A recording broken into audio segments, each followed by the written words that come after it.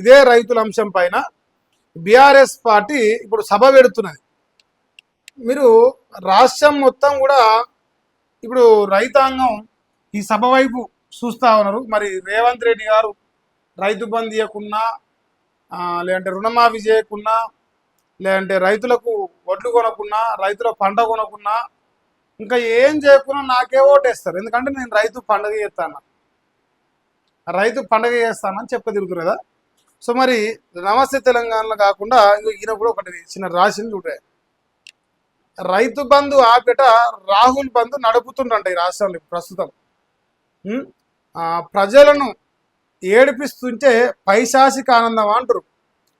మారిన మనిషిని అని చెప్పుకుంటూ నిస్సిగ్గుగా మాట్లాడుతున్నట. ఎన్నికలకు ముందు దానవీర శూరకర్ణుల్లా నటించి తర్వాత మాత్రం కుంభకర్ణుల్లా నిద్రపోతున్నట. 140 మంది గురుకుల విద్యార్థులు చనిపోయినా రేవంత్కు చలనం లేదట.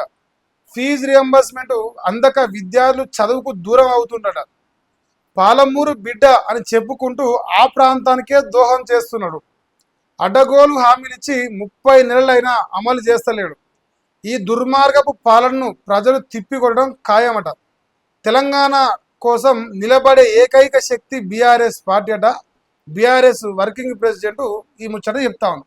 ఇప్పుడు రాష్ట్రంలో రైతు బంధు ఆపిండంట, కొత్త బంధు ఇస్తానంట. దాని పేరు ఏం పేరు? రాహుల్ బంధు. అంటే రాహుల్కు every month 500 crores every month గాలి మోటార్ ఎక్కుతుంది. 500 కోట్లు గాలి మోటార్ ఎక్కితే రాష్ట్రంలో రైతు బంధు గాయగాయ అవుతుంది. సో ఇప్పుడు ఈ రాహుల్ బంధు రాష్ట్రం మొత్తం అందరికి తెలుసు. పసిపిల్లగా నడినా కూడా ఇలా ఈ రాష్ట్రంలో ఖజానా నుంచి 500 కోట్లు మినిమం ఎవ్రీ మంత్ మినిమం పోతున్నది. ప్రజలకైతే దొరుకుతావు. ఏం చేస్తారా? కోసుక తింటారా? సంపుతారా మమ్మల్ని? ఏం చేస్తారు మీరు మమ్మల్ని? ఇట్లా ప్రజలు అడిగితే ఇట్లా మాట్లాడతారు. కానీ వీళ్ళు దోసుక తినేందుకు, వీళ్ళు దొబ్బి తినేందుకు మాత్రం అన్నీ వస్తాయి. మరి ఇప్పుడు రాష్ట్ర రైతాంగాన్ని పట్టించుకోరా? ఇట్లా హరీష్ రావు తడిసిన ఒడ్ల కాడికి, తడిసిన ధాన్యం దగ్గరికి, రైతుల దగ్గరికి పోయి మాట్లాడే ప్రయత్నం చేస్తారు. వాళ్ళ ఆవేదన తెలుసుకునే ప్రయత్నం చేస్తారు ప్రతిపక్ష పార్టీగా. ఇగో ఒడ్లు అట వానకు తడిసి ఎండకు మారుతున్నాయట. ముఖ్యమంత్రికి పట్టింపు లేదట, మంత్రికి అవగాహన లేదట. కల్లాల్లో రైతుల పడిగాపు కాస్తుంటే ప్యాలెస్లో రేవంత్ డైలాగులు చెప్తున్నట. GPS ఆన్లైన్ పేరిట రైతులు చిత్రహింసలు పెడుతున్నారట. తరుగు తీస్తే తోలు తీస్తా అన్న రేవంత్ రెడ్డి సమాధానం చెప్పాలి. సన్న ఓట్లకు క్వింటాలకు 500 రూపాయల బోనస్ వెంటనే చెల్లించాలి. జొన్నలు, శనగలు, మొక్కజొన్న రైతులను నట్టేయడం ముంచారు. రుణమాఫీ కాని రైతుల పక్షాన హైకోర్టులో పోరాటం చేస్తాం. సమస్యలు పరిష్కరించకుంటే కలెక్టరేట్లను ముట్టడిస్తాం. మాజీ మంత్రి హరీష్ రావు చెప్తున్నాడు. ఇప్పుడు ఎవడన్నా తరుగు తీస్తే వాడిని తాట తీస్తా, ఏంది తోలు తీస్తా అని చెప్పిన రేవంత్ రెడ్డి ఇప్పుడు సమాధానం చెప్పాలంటారు.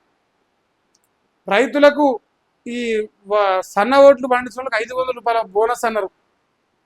రుణమాఫీ ఈ రాష్ట్రంలో దాదాపుగా 11,000 కోట్లు ఎగ్గొట్టరు. దాదాపు 15 లక్షల మంది, 20 లక్షల మంది రైతులకు ఎగ్గొట్టరు. మరి ఎప్పుడు ఇస్తారా అవన్నీ అని అడుగుతారా? నేను కూడా అడుగుతున్నాను వాళ్ళతో పాటు. అసలు ఇస్తారా సస్తారా? రైతు బంధు ఇప్పుడు 2 ఎకరాలకు వేసారు, ఇంకా చాలా మందికి వేయాల్సి ఉంది. మరి అవి వేస్తారా సస్తారా? అవి కూడా క్లారిటీ కావాలి. ఇక ఐకేపీ సెంటర్ అట ఇన్ఛార్జు ఆత్మహత్య చేసుకున్నాడు. నా ఆత్మహత్యతోనే కొనుగోలు సజావుగా సాగాలని కోరుకుంది.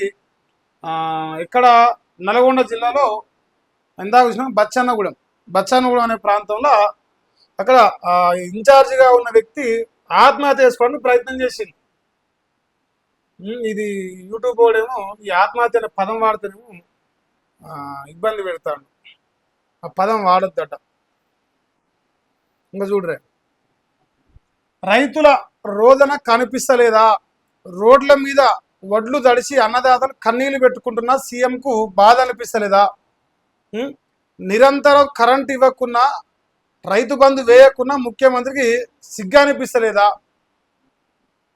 నేను కూడా అడుగుతున్నాను, సిగ్గు అనిపిస్తుందా, అనిపిస్తలేదా, అనిపిస్తుందా, అనిపించదా భవిష్యత్తులోనైనా? 2.5 సంవత్సరాల చరిత్రలో ఈ రాష్ట్రంలో అందరికంటే ఎక్కువగా నమ్మి గోసపడుతున్నది ఇలా రైతాంగమే. ఎందుకంటే కేసీఆర్ 10,000 రూపాయలు ఇస్తుండు, నేను 15,000 రూపాయలు ఇస్తా రైతు బంధు. కేసీఆర్ సొంత భూమికే ఇస్తుండు, నేను కౌలు రైతుకు కూడా ఇస్తా, ఆఖరికి వ్యవసాయం చేసే కూలికి కూడా రైతు బంధు ఇస్తా అని చెప్పేసి ఈ దొంగ నాటకాలన్న దొంగ ఇవాళ నడి బజార్ల రైతులను హరికోస పెడుతున్న పరిస్థితి కనిపిస్తున్నాయి. ఎవరైతే రైతుల దగ్గరికి పోయి కాంగ్రెస్కు ఓటేయమని చెప్పేసి బస్సులు కట్టుకొని అశోక్ నగర్ నుంచి ఉస్మానియా యూనివర్సిటీ నుంచి వస్తే బస్సులు కట్టుకొని కాంగ్రెస్కు ప్రచారం చేసిరో ఇలా వాళ్ళు కనిపిస్తలేరు. నిరుద్యోగులు వాళ్ళ బాధ వీళ్ళ బాధ రెండే. దీనికి తోడు ఒక సన్నాసునుడు ఈ రాష్ట్రంలో బస్సు కట్టుకొని తిరిగిన దళితుడు ఆకునూరి మురళని ఒక ఎదవ ఈరోజు ఏడ కనిపిస్తలేడు. మరి రైతుల బాధలు చూస్తలేడు. దొంగ కాంగ్రెస్ పక్కన చేరిన కోదండరామిరెడ్డి కానీ, దొంగ కాంగ్రెస్ పక్కన చేరిన ఆకునూరి మురళి కానీ, మేధావులనే ఈరోజు ఈ రాష్ట్రంలో కోట్ల రూపాయలు తీసుకున్న వ్యక్తులు కానీ నోర్లు మూతపడ్డాయి వాళ్ళందరి. ఎవరికి నచ్చిన పదవులు, ఎవడు మెచ్చిన పదవులు వానికి అప్పచెప్పి ఎవరికి నచ్చినంత వానికి మూట కడితే ఇక్కడ సమాజం ఎటు దచ్చినా అవసరం లేదని కూర్చుంది. ఆ రోజు కేసీఆర్ అన్నప్పుడు రైతులందరినీ సంతోషంగా చూసుకొని ఈ మేధావులు అనేటోళ్ళు గాలికి వదిలేసిన సాగుర్యాపాయని. ఇలా ఆ దొంగలు కాంగ్రెస్ పక్కన చేరి రైతులను కోసపెట్టి వాళ్ళు మాత్రం పచ్చబత్తారు. సమాజం మొత్తం ఇలా ఆగమైపోయింది. కోదండరామిరెడ్డి ప్రమాణం చేసేటప్పుడేమో రెడ్డి అవుతాడు, మంది ముందలనేమో కోదండరామ అవుతాడు. సిగ్గు అనిపించాలి కొంచెమైనా. న్యూజిలాండ్ శంకర్ అడిగితే ఆయన ఛానల్లో, నేను రెడ్డిని కాదా, నా పేరు కోదండరామి, మరి కోదండరామి మరి రెడ్డి ఎట్ అయిందా ప్రమాణం చేస్తాడు అని అడుగుతారు. మరి కోదండరామిరెడ్డికి ఇప్పుడు మంత్రి పదవి వస్తాను, ఇది ఎందుకు అక్కరా? రైతు ఎటు చస్తేంది, నిరుద్యోగులు ఎటు చస్తేంది, ఎవడెటు చస్తేంది? వాని కడుపులు ఉంటారని బాగా నింజది. వాళ్ళ ఉంటారు నింజాక వాడు మంది కోసం ఎందుకు మాట్లాడతాడు? ఇది రాష్ట్రంలో కనిపిస్తున్నది. మరి రైతాంగం గురించి నమస్తే తెలంగాణ కానీ లేదంటే బీఆర్ఎస్ పార్టీ కానీ మేజర్గా ఫోకస్ చేస్తున్నది. ఇక బీజేపీ వాళ్ళ రోలు కనిపించింది అయినా ఏ పేపర్లైనా రైతుల కాడికి పోయిరు అన్నట్టుగా ఏడనన్నా అమాస పుననుకున్నాడు వచ్చిపోతారు, ఇక మేము అధికారంకి వస్తామని చెప్పదిరుతారు. ఎట్లా ముందు నాశనం అవుతారో తెలియదు.